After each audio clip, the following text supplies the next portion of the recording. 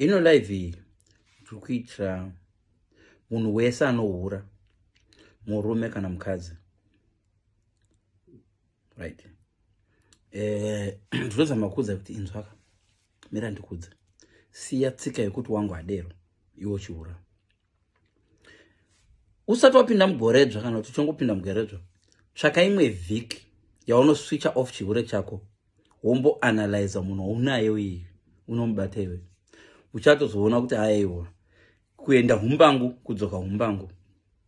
Nzwaka, ukaona uchihura iwe, ndakambozvitaura 2 years ago, ukaona uchihura murelationship for more than 3 months usingabatwi, munhu waunaye ari kuhura avo, kauchindonyeba, switcha off chihure chako just for a week or a week and a half.